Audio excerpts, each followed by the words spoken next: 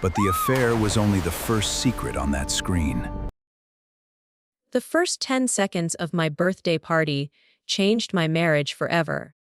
My husband's mistress was standing under the patio.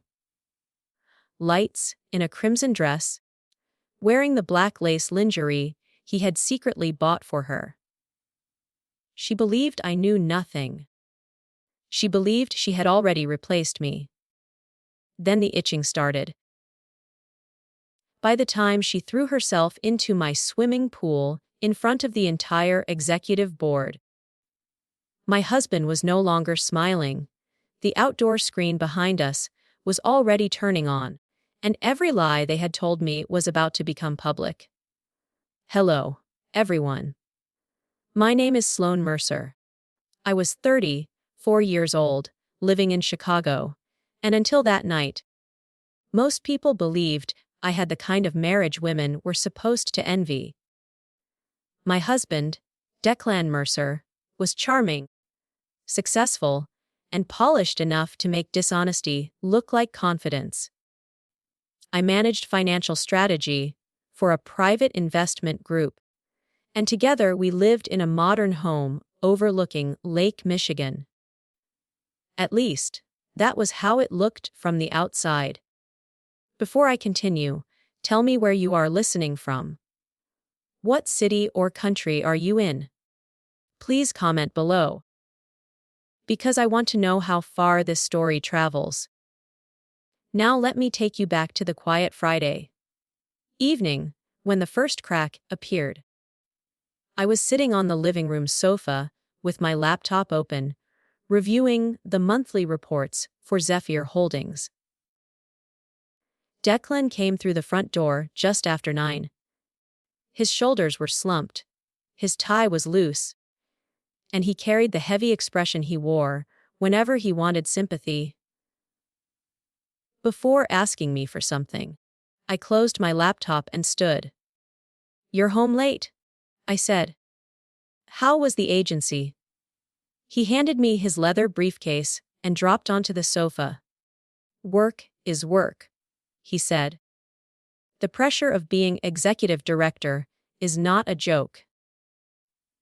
I poured him iced water and sat across from him. "The Zephyr campaign is doing extremely well," I told him. "The return is higher than expected. We could finally order that take patio set you've been looking at." He smiled, but only for a moment. "You manage everything so perfectly," he said. "The house, your own career, the finances. Everyone at the firm tells me I am lucky." At the time, I believed that was gratitude. Later, I understood it was preparation. Declan rubbed the rim of his glass with one finger. "There is something I need to ask you," he said. I waited. He reminded me of a story I had heard many times. During the 2008 recession, his parents had almost lost their home in rural Indiana. A neighbor named Elias Vance had loaned them money and helped them avoid foreclosure. Declan's mother, Eleanor, had never forgotten it. "Elias called me this afternoon," Declan said. "His daughter, Tatum, came to Chicago looking for work. She got scammed through an online apartment listing. She lost her deposit and is stranded at the bus station." I felt the first warning in my chest. "What do you want to do?" I asked. "Bring her here for a few days." "Our guest room. Our house is huge. Sloane, our house is also our private space." His expression changed immediately. It was subtle. Most people would not have noticed. But I knew my husband's face. His eyes became harder whenever I questioned something he had already decided. "She has no one," he said. "Her father saved my family. This is about honor." I offered another solution. "I can pay for 6 months in a furnished apartment downtown. No conditions. She can look for work and settle in safely. Instead of being relieved, Declan looked offended. Throwing money at someone is not kindness. I am offering her privacy and independence. You are trying to keep her away because you do not like sharing your space. His tone made me feel selfish for protecting my own home. That was Declan's special talent. He could take a reasonable boundary, turn it upside down, and hand it back as proof that I was cruel. I still agreed. That was my first mistake.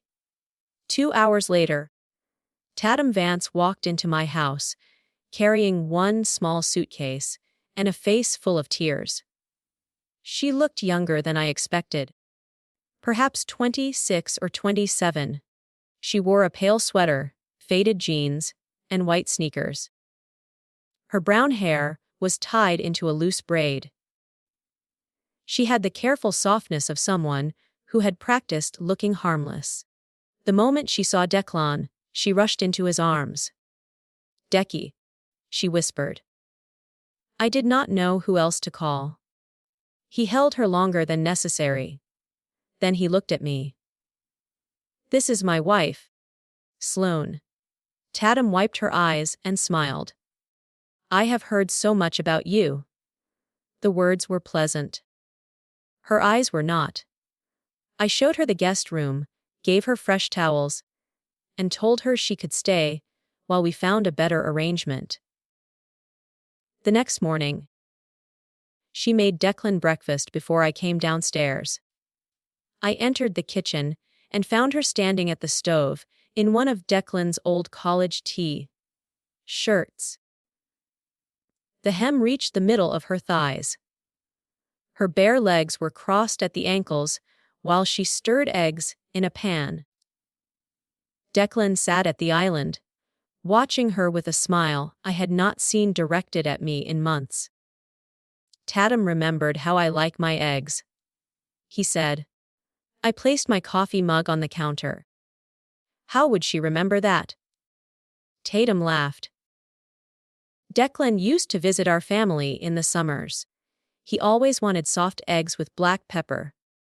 Declan waved one hand. She is practically my little sister. The phrase would become his shield. Practically my little sister. He used it when she touched his shoulder while laughing. He used it when she sat too close to him on the sofa. He used it when she began bringing him lunch at the office. He used it when I found her wearing silk sleepwear in the hallway after midnight. Whenever I objected, Tatum's eyes filled with tears. I never meant to make Sloane uncomfortable, she would say. Declan would turn toward me with disappointment. Look what you did. She already feels unwelcome. Within 2 weeks, I had become the intruder in my own home. Tatum learned Declan's schedule, praised him constantly, and listened to his office stories as though every client meeting was a heroic battle. I had stopped pretending his smallest achievements were miracles, and that made me dangerous. One evening, I returned from a board dinner and found them in the kitchen sharing a bowl of pasta. Tatum wore a thin silk robe. Declan had loosened his tie and rolled up his sleeves. They looked comfortable. Familiar. The kind of comfortable that takes practice. Tatum stood quickly. Sloane, you are home early. I live here, I said. Declan's jaw tightened. She made dinner because you said you would be late. I did not ask why she made dinner. Then what are you asking? I looked at the robe. Why is she dressed like that in our kitchen? Tatum pulled the robe closed and lowered her eyes. I am sorry. I thought you were not coming back until midnight.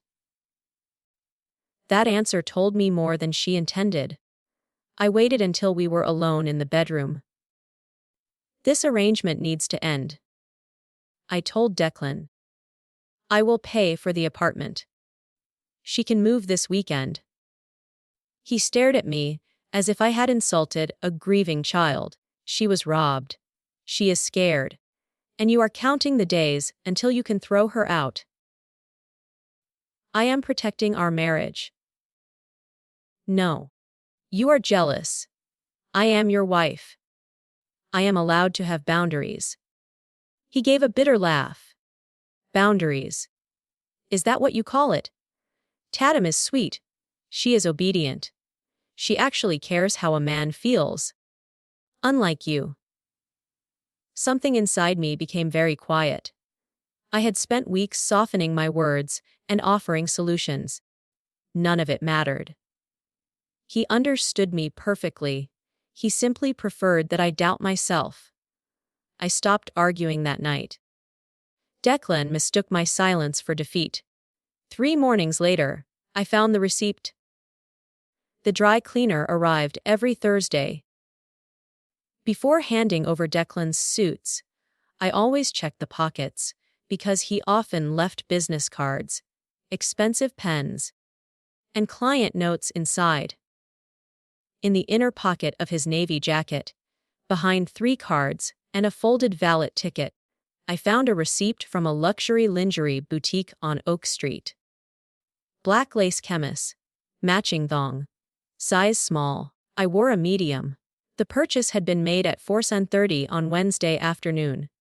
At 4:28, Declan had texted me that he was trapped in a client dinner and would not be home until late. I heard the bathroom door open behind me. He came out adjusting his cuff links. "Why are you staring at my jacket?" My heart was pounding, but my face remained calm. "Just making sure you did not lose anything important." I folded the receipt once and slipped it into the pocket of my robe. Declan kissed my forehead and left. 10 minutes later, Tatum came downstairs dressed for the office. She had recently started working as a temporary assistant at Declan's agency. He claimed the position was a favor to Elias. She smiled at me. Declan said, I could ride with him. Of course he did. When their car disappeared at the end of the street, I walked upstairs and stood outside the guest room. I had never entered without permission. That morning, I unlocked the door with the spare key. The room smelled like perfume and expensive lotion. Her suitcase had been replaced by new clothes, shopping bags, and shoes I had never seen. On the inside of the closet door hung the black lace set, freshly washed, carefully displayed, like a trophy. I photographed the lingerie and checked the tag. It matched the receipt. My hands trembled, not from sadness, but from anger that Declan had convinced me my instincts were a defect. I could have confronted them that night. I could have held up the receipt, pointed to the lingerie, and demanded the truth.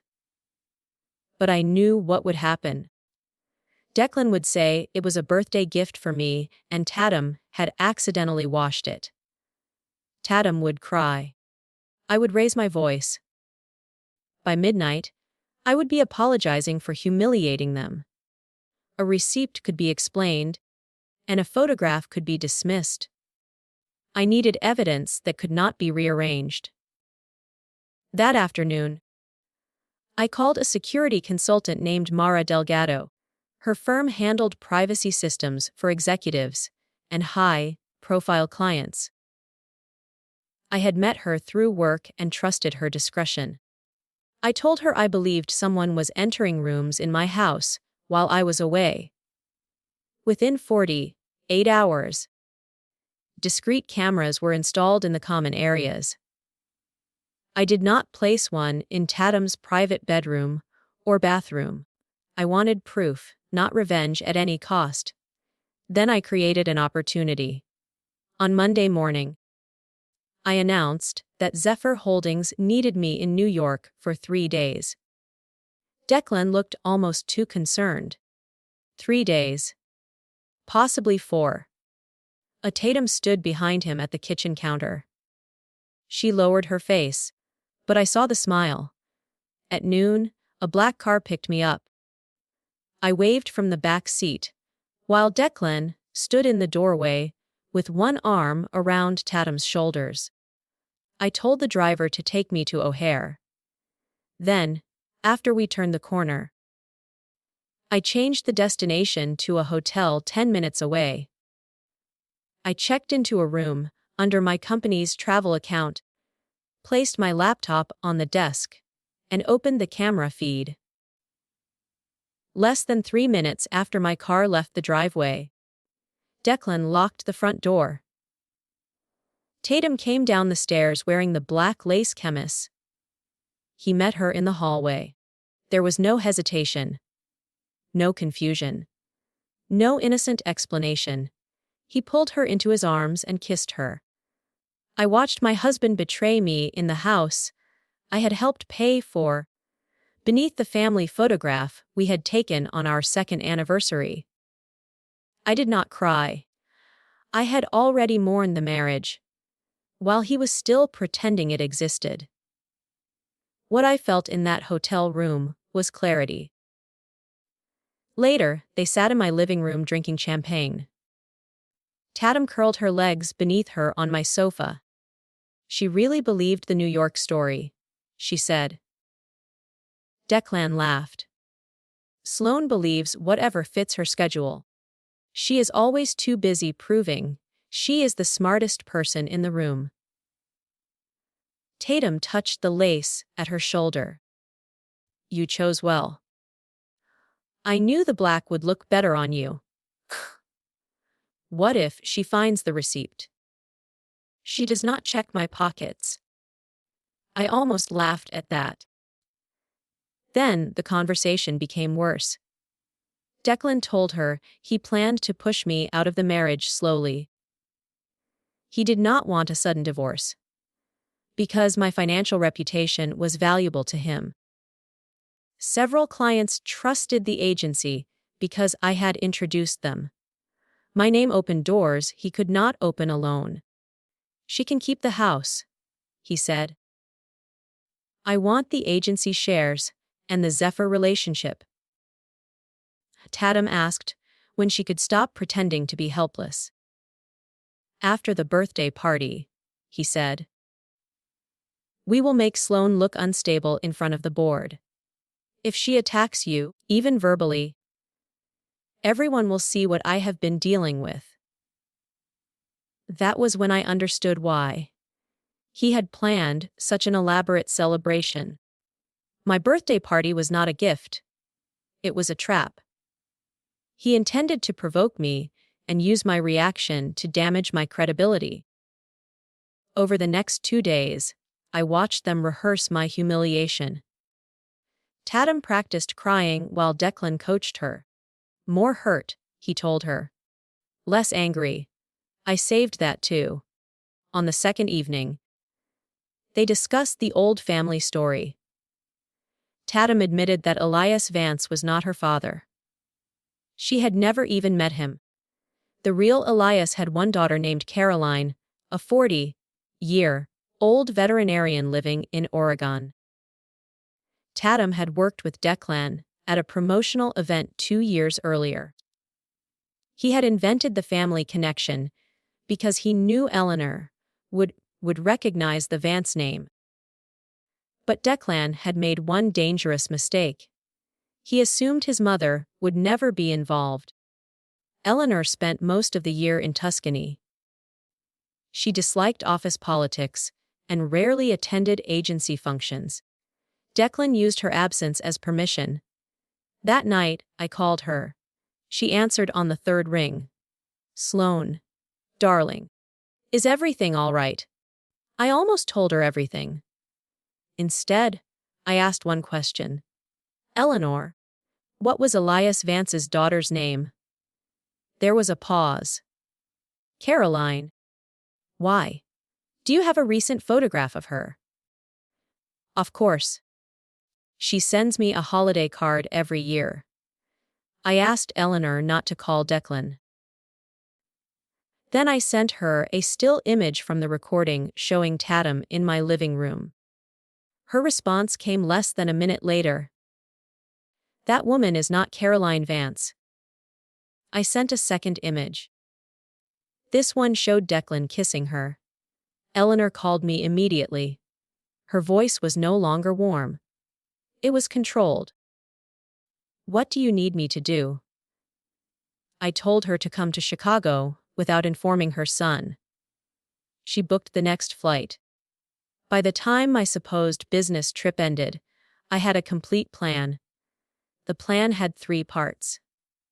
I met with my attorney, Priya Shah, who reviewed the recordings, our prenuptial agreement, and the agency documents. 40% of the voting shares were held in a family trust controlled by Eleanor, and another 15% had been purchased with my separate funds. I also alerted the board chairman to workplace favoritism, false employment records, and an attempt to manipulate a major client relationship. Then I prepared my birthday gift. I returned home on Thursday evening. Declan greeted me with flowers and a performance. I missed you, he said. Tatum hugged me too. You must be exhausted. I smiled at both of them. I am. But I am excited for the party. Declan studied my face. He had expected tension. He wanted signs that I was ready to explode. Instead, I was cheerful. At dinner, I praised Tatum's help around the house. I asked about her job. I told Declan the party guest list should be expanded. Let us invite the full executive board, I said.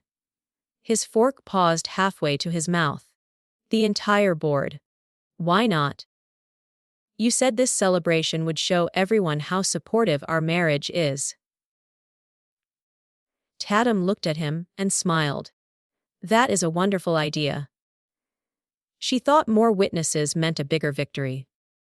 Declan finally nodded. Fine. I will send the invitations.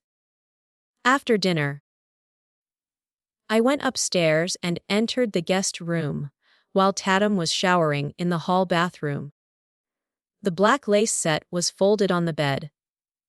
She clearly intended to wear it, beneath her crimson party dress. On her dresser sat a gift box, with Declan's handwriting on the card. For the woman who makes everything lighter. Then I opened my clutch and removed a tiny paper packet of harmless theatrical itching powder I had purchased from a stage prop shop. I used only a small amount.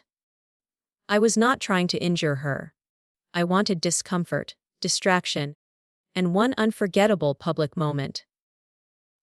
I dusted it inside the lace lining, closed the packet, and left the room exactly as I had found it.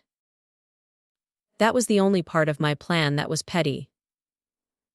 Everything else was legal, documented, and precise. My birthday arrived on Saturday. The backyard was transformed with white flowers, floating candles, and a jazz trio beside the pool. Caterers moved through the house carrying silver trays.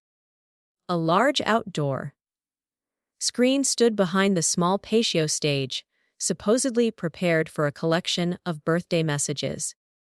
In reality, Mara had connected it to my private laptop. By 7, the executive board had arrived.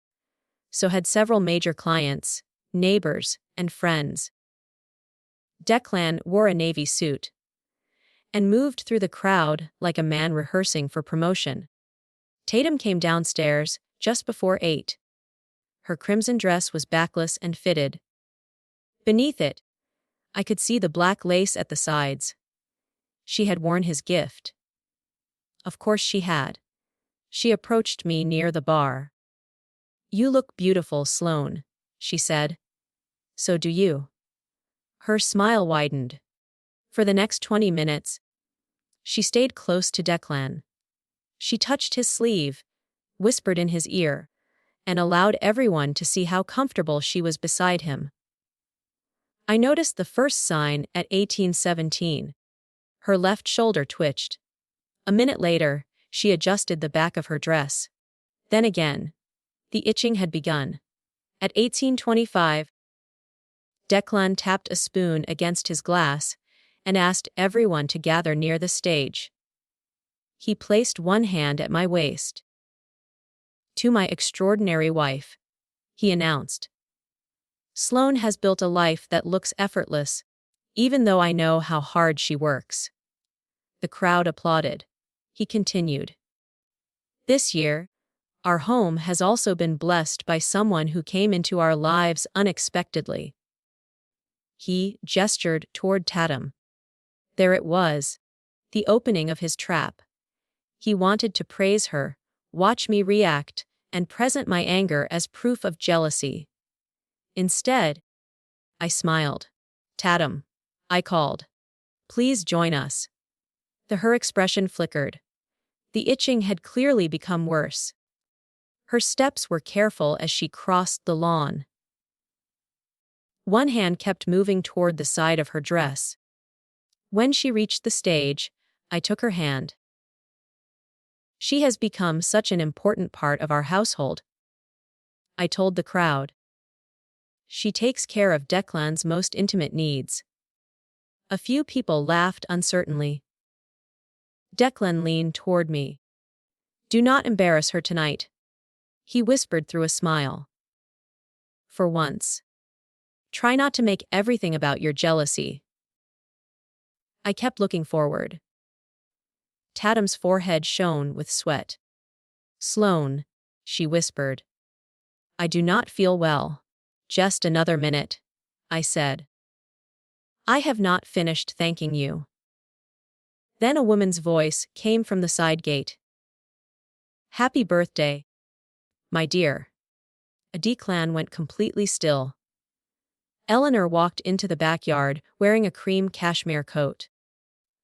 She moved slowly, but the crowd parted for her. Her name was engraved on the agency's legal documents, and everyone on the executive board knew exactly who she was. Declan's face lost its color. Mother. You look surprised, Eleanor said. Tatum stared at her. The itching had become unbearable. She twisted her shoulders and pressed one arm against her side. Declan took one step toward his mother. I thought you were in Italy. I was. Eleanor's eyes moved to Tatum. And who is this? Declan recovered just enough to speak. This is Tatum Vance, Elias's daughter. Eleanor looked at him for a long moment.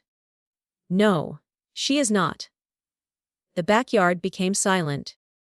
Tatum pulled her hand away from mine. I need to go inside. I stepped between her and the patio door. Before you do, there is a birthday video I would like everyone to see.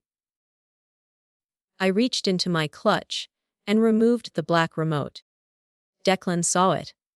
For the first time that night, he looked at me without contempt. He looked afraid. Sloane, he said quietly. Do not do this. I pressed the button. The patio lights dimmed. The jazz trio stopped playing. The outdoor screen flickered to life. The first image was the lingerie receipt. The second was a photograph of the black lace set hanging in Tatum's closet. Then, the video began. Declan and Tatum appeared on the screen in my hallway, kissing less than 3 minutes after my car had supposedly left for the airport. A sound passed through the crowd, not quite a gasp, more like dozens of people realizing at once that they had been invited to witness something larger than a birthday. Tatum covered her mouth. Declan rushed toward the equipment table, but Mara stepped in front of him. "Do not touch it," she said. The screen showed them drinking champagne in my living room. Tatum's recorded voice filled the backyard. She really believed the New York story. Then Declan's laugh. "Sloane believes whatever fits her schedule." Several board members turned toward him. The next clip played. "She can keep the house," Declan said on the screen. "I want the agency shares and the Zephyr relationship." The chairman's expression hardened. Then came the recording of Declan coaching Tatum to cry. "More hurt," his voice said. "Less angry." Tatum was now scratching openly at the sides of her dress. She tried to walk away, but all paths led through the crowd. The screen changed again. Her own voice confessed that Elias Vance was not her father. Eleanor stepped onto the stage. "My family owes Elias Vance a debt," she said. "But this woman has no connection to him." Declan used that debt as a weapon against his own wife. Tatum shook her head. "He told me it was only a story. He said nobody would be hurt." I looked at her. "You moved into my home, accepted my hospitality, mocked me behind my back, and helped plan my public humiliation." Her face twisted. "You think you are better than everyone?" No, I said. "I simply stopped allowing you to treat my kindness like weakness." At that moment, the itching reached its peak. Tatum gave a strangled cry, grabbed the side of her dress, and ran. She did not run toward the house. She ran toward the swimming pool. Without removing her heels, she jumped directly into the water. The splash soaked 2 flower arrangements and 1 board member's trousers. For 1 second, nobody moved. Then Tatum surfaced, gasping, her crimson dress spread around her like a dark flower. She rubbed her shoulders and cried that something was burning. I told the nearest server to bring clean towels. I also asked Mara to call the private medical service already on standby for the event. The powder was harmless, and the irritation soon began to fade. But no one would forget the image of her standing waist, deep in my pool, while Declan's lies played behind her. Declan turned on me. "What did you do?" "I gave your gift a little extra attention." "You are insane." He raised his voice because shouting was the only power he had left. Priya stepped forward from the crowd. "Be careful, Declan," she said. "Your wife's actions tonight are the least serious issue you are facing." He stared at her. "Why is her attorney here?" I handed him a cream envelope. "Because this is not only my birthday party." He opened it. Inside were divorce papers, a formal notice preserving all company communications, and a demand that he leave the property by noon the following day. Declan looked at me as though I had become a stranger. "You planned all of this, Wes." "Ooh. You recorded me in my own house." "Our house," I corrected. "And you were informed in the security policy you signed that common areas could be monitored." He looked toward the board chairman. "This is a private marital issue." The chairman shook his head. "Not after you discussed diverting a client relationship and misrepresented an employee's background." Tatum climbed out of the pool wrapped in towels. Her mascara had run down her cheeks. She looked less like a victorious replacement and more like someone who had finally seen the cost of the role she accepted. Declan reached for her arm. She pulled away. "You said she would only yell." Tatum said. You said she had no proof. He hissed. Stop talking. Unfortunately for him, she did not. She told the entire backyard that Declan had promised her a senior marketing role after the divorce. She admitted he had approved false expense reimbursements, paid for her clothes through a client entertainment account, and used company funds for the boutique purchase. The chairman asked one question. Is that true? Declan said nothing. Silence can be a confession when everyone already knows the answer. Eleanor stepped close to her son. I protected your future for years, she said. I gave you every opportunity to become an honorable man. Declan looked desperate. Mother, do not overreact. She removed a folded document from her coat pocket. This is the notice suspending your authority under the family trust. Effective immediately. You no longer control the voting shares assigned to your position. He blinked. You cannot do that. I just did. The board met in the library while the party guests slowly left. No one wanted cake anymore. I remained on the patio, watching the floating candles drift across the pool. Tatum sat wrapped in a hotel robe the caterer had found upstairs. She would not look at me. After 15 minutes, she finally spoke. Was the powder necessary? No, I said. But neither was wearing that lingerie under a dress at my birthday party. As she looked down, I thought he loved me. I once thought the same thing. That answer seemed to hurt her more than anger would have. She asked whether I hated her. I considered the question. I hate what you helped him do. But you were not the person who promised me loyalty. He was. Tatum began to cry. This time, the tears looked real.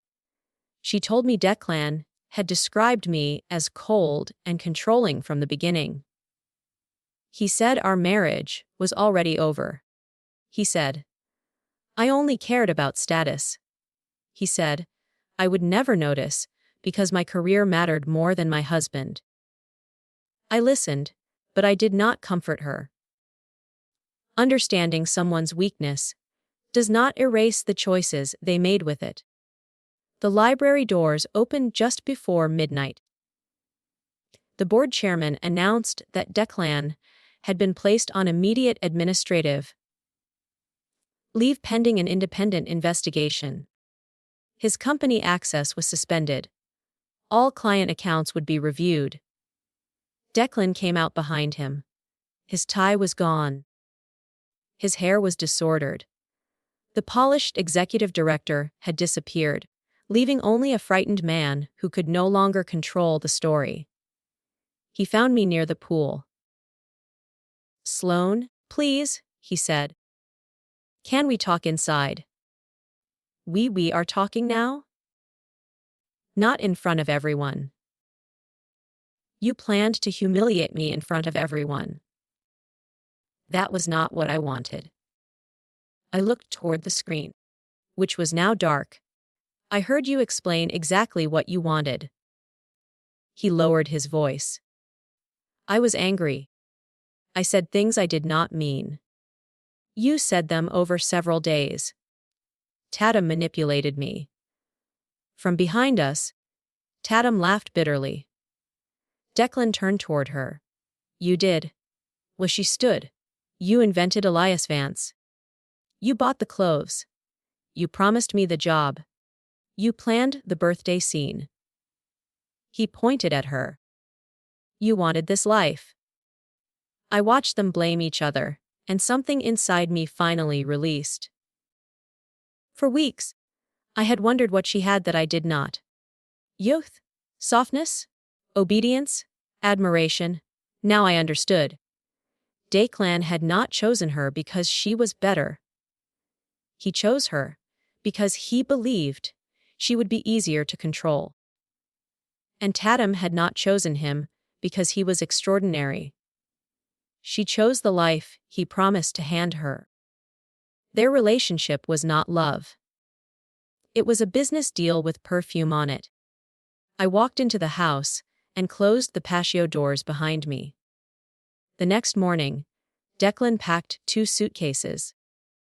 He moved slowly through the bedroom, waiting for me to stop him. I sat by the window and reviewed emails on my tablet. Finally, he spoke. 3 years, Sloan. Does that mean nothing? It means I stayed 3 years longer than I should have. He sat on the edge of the bed. I made a mistake. A mistake is forgetting an anniversary. You created a false identity, brought your mistress into our home, gave her a job, spent company money on her, and planned to damage my reputation. That is not one mistake. That is a system. He covered his face with both hands. I can change. You can. But not while married to me. He looked up. Did you ever love me? Yes, I said. That is why your betrayal mattered. I did not cry when he left. I cried later. After the front door closed and the house became quiet. I cried for the woman who had believed patience could turn disrespect into love. Justice does not erase grief. It only prevents grief from owning the future. The agency investigation found that Declan had misused expense accounts, manipulated hiring records, and attempted to move confidential files to a private server. The board terminated him for cause. The divorce settlement gave me the house, repayment of my separate investment, and protection from his business liabilities. Eleanor remained in Chicago through the hearings. One afternoon, she sat with me on the patio beside the pool. I am sorry, she said. I raised him to believe charm could repair anything. You did not make his choices. No. But I excused small signs because I wanted to believe he was better. Though we sat in silence for a while. Then she reached into her bag and handed me a small velvet box. Inside was a simple gold bracelet. This belonged to my mother? She said. I had planned to give it to a daughter one day. I tried to return it. She closed my fingers around the box. You did not stop being family because my son stopped being honorable. That was the moment I finally cried in front of her. Tatum left Chicago before the investigation ended. She sent me one letter. She did not ask for forgiveness. She wrote that she had spent years believing security could be taken from someone else if she was bold enough. She said the pool was the first honest mirror she had looked into in a long time. I kept the letter, but I never answered. Not every apology requires a reunion. Declan contacted me for months, moving from anger to apology to nostalgia. I blocked every new number. 6 months after the party, the divorce became final. I changed the house slowly. The guest room became a bright reading room, and the dining table was replaced with a round one that made every seat equal. And yes, I ordered the imported teak patio set. On my 35th birthday, I invited only 12 people. There was no executive board, no outdoor screen, and no woman pretending to be someone she was not. Eleanor came from Tuscany. Priya brought a lemon cake. Mara brought a card that read, "To better security and better judgment." We laughed beside the same pool where Tatum had jumped 1 year earlier. For a long time, I thought revenge meant making Declan feel the pain he caused me. I was wrong.